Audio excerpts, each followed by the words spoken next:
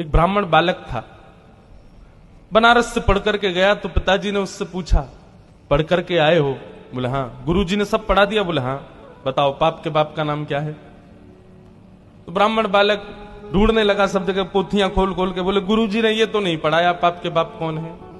बोले जाओ गुरुजी से पूछ के आओ या ढूंढ के आओ, और जब तक तुमको पाप का बाप ना मिले घर नहीं आना। ब्राह्मण बालक बेचारा घूमता घूमता सब जगह पूछता हुआ जा रहा है, कहीं से भी उसको संतोषजन्य उत्तर नहीं मिला। तभी वो एक वैश्या के पास गया। थी वो वैश्या, लेकिन ब्राह्मण बालक को नहीं पता था। सुंदर घर बना था, बाहर गौ माता बैठी है, तुलसी का पौधा लगा है। उसने सोचा कोई वैष्णव का घर है, थोड़ा कुछ अन्न जल ग्रहण कर लेता हूं। भीतर जाकर के जैसे ही बैठा, वैश्या ने जल पिलाया। जल पी करके ब्राह्मण बालक ने पूछा, देवी आप कोई वैष्णव भक्त हो? आपका नाम क्या है?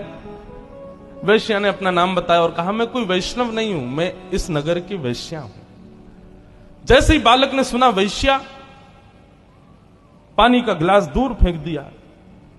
बोले ओहो, अब तो मुझे गंगा जल में नहाना पड़ेगा, कपड़े सहित नदी में कूदना पड़ेगा, मैंने बहुत बड़ा अपराध कर दिया, पाप का बाप खोजने निकला था, पाप कर दिया, एक वैश्या के घर का पानी पी लिया मैंने, अरे राम राम राम राम, पुण्यम पापम, कान पकड़ने लगा। जैसे ही जाने लगा, वैश्या ने रोका। मन में सोचा, पाप का बाप ढूंढने निकला है बालक, ज्यादा दूर नहीं जाने देते, हम ही मिलवा देते। पैर पकड़ लिए, बोले भगवान आप जैसे लोग भूले भटके मेरे घर आते हैं, ऐसे मत जाइए ना। 3 दिन से आप भूखे प्यासे घूम रहे हैं, पाप के बाप को खोज रहे हैं, क्या पता कितने दिन तक नहीं मिलेगा, 2-4 रोटी खा जाइए, कुछ प्रसाद पा लीजिए। ब्राह्मण बोला, तेरे घर का पानी पीने से मैं अपवित्र हो गया, और तू कह रही है मेरे घर पे भोजन पालो? महाराज आपको दक्षिणा में 5 सोने की मोहर दे दूंगी मैं, अगर आप मेरे यहां का प्रसाद पाओगे तो। बालक ने मन में विचार किया, है तो वैश्या, पाप तो हो ही गया है, जनेऊ तो बदलना ही है, नदी में स्नान तो करना ही है, प्रायश्चित्त तो करना ही है, तो फिर एक संग ही कर लेंगे। अब 3-4 दिन तक बाहर घूमेंगे, कुछ तो चाहिए, दक्षिणा मिल ही जाएगी। अच्छा ठीक है, लेकिन हम अपने आप बना के पाएंगे भोजन, तुम्हारे हाथ का नहीं पाएंगे। वैश्या बोली, जो आज्ञा आप पाओ। रोटी बनाने के लिए बैठे तो वैश्या बोली, मेरे घर पर आप आए और आप अपने हाथ से रोटी बना रहे हो, मुझसे देखा नहीं जा रहा है, मैं 5 की जगह 7 सोने की मोहर दे दूंगी, रोटी मुझे बनाने दो।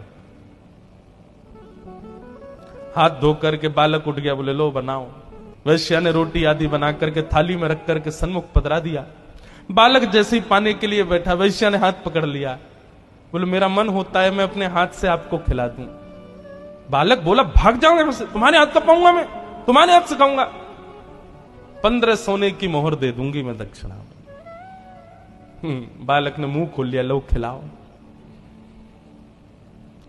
वैश्या ने कवल तो नीचे रखा और कहा, महाराज अपने पिताजी को जाकर के कह दीजिएगा, पाप के बाप का नाम है लोभ।